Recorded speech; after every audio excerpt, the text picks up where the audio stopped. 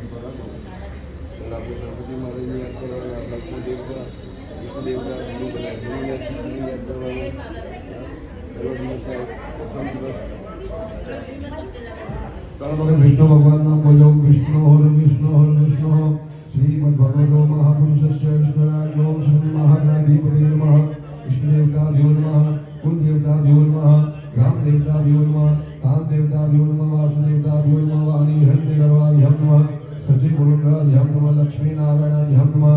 उमामहेश्वराभ्यो नमः. मातापितृचरणकमलेभ्यो नमः.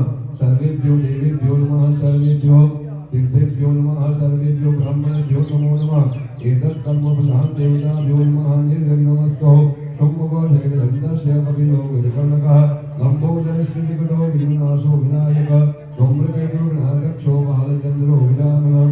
द्वादशे तानि नामानि अपरे हृदयाद्वे विद्यारम्भे विवाहे च प्रवेशे निर्गमे तथा सङ्ग्रामे सङ्कटे चैव विघ्नस्तस्य विजायते.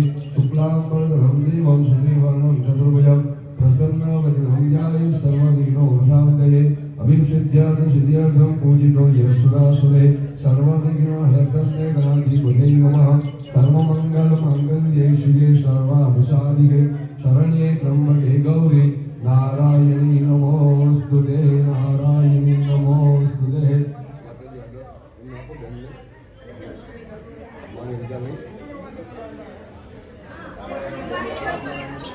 गेला महिन्यात जागे ना नारायणी नमोस्तुते. सर्वकामं